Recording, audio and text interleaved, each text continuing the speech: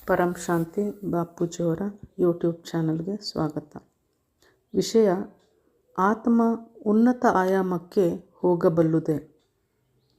ಅನಂತ ಭಾಯಿಯವರು ಕೇಳುತ್ತಾರೆ, ಬಾಪೂಜಿ, ತಾವು life after death ಎಂಬ ವಿಡಿಯೋನಲ್ಲಿ ಮರಣಾನಂತರ ಆತ್ಮದ ಪಯಣದ ಬಗ್ಗೆ ಬಹಳಷ್ಟು ವಿವರಣೆಯನ್ನು ನೀಡಿದ್ದೀರಿ.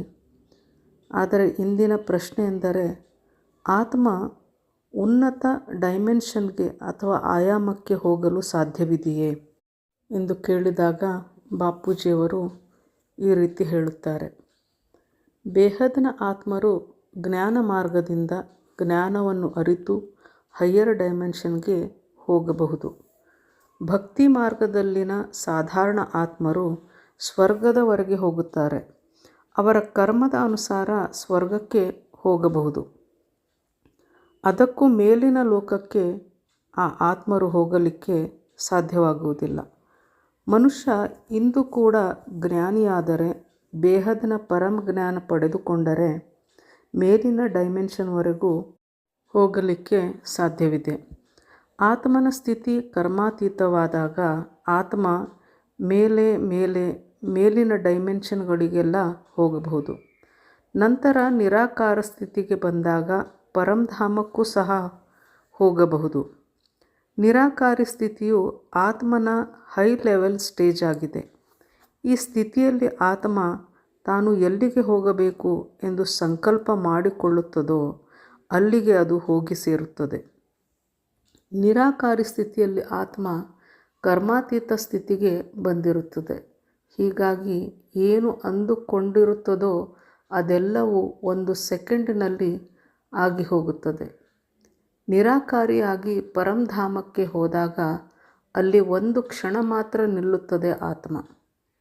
ಮತ್ತೆ ಅದು ಅಲ್ಲಿಂದ ಮಹಾಬ್ರಹ್ಮಾಂಡಕ್ಕೆ ಹೋಗುತ್ತದೆ, ಅಂದರೆ ಗ್ಯಾಲಕ್ಸಿಗೆ ಹೋಗಿ ಸೇರುತ್ತದೆ. ಅಲ್ಲಿಂದ ಮತ್ತೆ ಯೂನಿವರ್ಸ್ಗೆ ಹೋಗುತ್ತದೆ. ಇದೆಲ್ಲವೂ ಆಯಾ ಆತ್ಮನ ಕ್ಯಾಟಗರಿ ಮತ್ತು ಅದರ ಪುರುಷಾರ್ಥದ ಮೇಲೆ ಅವಲಂಬಿಸಿರುತ್ತದೆ. ಅಂದರೆ ಆತ್ಮ ನಿರಾಕಾರಿ ಸ್ವರೂಪದ ಪುರುಷಾರ್ಥವನ್ನು ಮಾಡಬೇಕು. ಆತ್ಮ ಸದಾ ತಾನು ನಿರಾಕಾರನಾಗಿದ್ದೇನೆ, ನನ್ನ ನಿಜ ಸ್ವರೂಪ ನಿರಾಕಾರ ಸ್ವರೂಪವಾಗಿದೆ ಎಂದುಕೊಳ್ಳುತ್ತಿರಬೇಕು.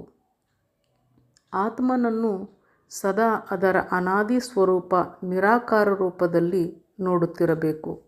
ಯಾವುದೇ ಆತ್ಮವಿರಲಿ, ಅದು ಜ್ಞಾನ ಎಷ್ಟು ಪಡೆಯುತ್ತದೋ ಮತ್ತು ಎಷ್ಟು ಪುರುಷಾರ್ಥವನ್ನು ಮಾಡುತ್ತದೋ ಮತ್ತು ಎಷ್ಟು ನಷ್ಟಮೋಹ ಸ್ಥಿತಿಗೆ ಬರುತ್ತದೋ ಅಷ್ಟು ಅದು ನಿರಾಕಾರ ಸ್ಥಿತಿಯಲ್ಲಿ ಬೇಗನೆ ಶರೀರ ಬಿಡುತ್ತದೆ.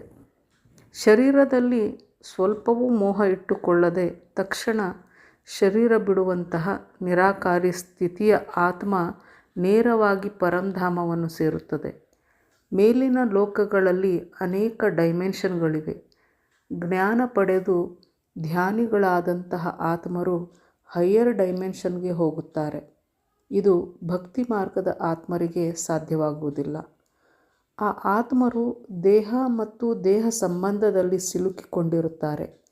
ಹೀಗಾಗಿ ಅದು ಪದೇ ಪದೇ ಜನನ ಮರಣ ಚಕ್ರಕ್ಕೆ ಬರುತ್ತಲೇ ಹೋಗುತ್ತದೆ. ಜ್ಞಾನ ಮಾರ್ಗ ಮತ್ತು ಭಕ್ತಿ ಮಾರ್ಗಕ್ಕೆ ಅಜಗಜಾಂತರ ವ್ಯತ್ಯಾಸವಿದೆ. ಬೇಹದ್ನ ಜ್ಞಾನಿ ಆತ್ಮರು ಇಲ್ಲಿಯವರೆಗೆ ನಾನೊಂದು ಪ್ರಕಾಶ ಸ್ವರೂಪನಾಗಿದ್ದೇನೆ, ನನ್ನ ಶರೀರ ಪ್ರಕಾಶ ಸ್ವರೂಪದ ಶರೀರ ಎಂದು ಪುರುಷಾರ್ಥ ಮಾಡುತ್ತಿದ್ದರು. ಆದರೆ ಅದನ್ನು ಈಗ ಬಿಟ್ಟು ಬಿಡಿ ಎನ್ನುತ್ತಾರೆ ಬಾಪೂಜಿಯವರು. ಬಾಪೂಜಿಯವರು ಹೇಳುತ್ತಾರೆ, ಬೇಹದ್ನ ಆತ್ಮರೆಲ್ಲರೂ ತಾನೊಂದು ನಿರಾಕಾರಿ ಆತ್ಮನಾಗಿದ್ದೇನೆ ಮತ್ತು ನಾನು ಇನ್ನೂ ಆಕಾರಿ ರೂಪದಲ್ಲಿ ಇರದೆ ನಿರಾಕಾರ ರೂಪಕ್ಕೆ ಬಂದಿದ್ದೇನೆ ಎಂದು ತಿಳಿದು ಧ್ಯಾನ ಯೋಗವನ್ನು ಮಾಡುವಂತೆ ಹೇಳುತ್ತಾರೆ ಬಾಪೂಜಿಯವರು. ನಿರಾಕಾರಿ ರೂಪದಲ್ಲಿ ಅಂತಿಮ ಪುರುಷಾರ್ಥವನ್ನು ಕೈಗೊಳ್ಳಿ.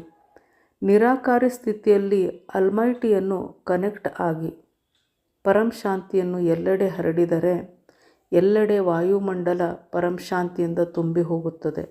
ಸದಾ ನಿರಾಕಾರಿ ಸ್ಥಿತಿಯಲ್ಲಿ ಧ್ಯಾನ ಮಾಡುತ್ತಿದ್ದರೆ ಶರೀರ ಬಿಡುವ ಸಮಯ ಬಂದಾಗ ಆತ್ಮ ಥಟ್ಟನೆ ಶರೀರ ಬಿಟ್ಟು ತನ್ನ ಸೃಷ್ಟಿಕರ್ತನನ್ನು ಸೇರಿಕೊಳ್ಳುತ್ತದೆ.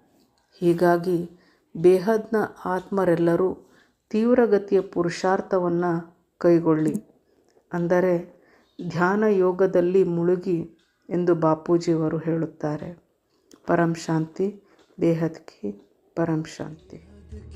परम शांति सोचो बोलो परम शांति. Join us daily for live meditation, 10 p.m. to 11 p.m. on YouTube Live. Subscribe now. Website www.paramshanti.org. Email us anand@paramshanti.org. Like, share, subscribe. Join today. बेहद की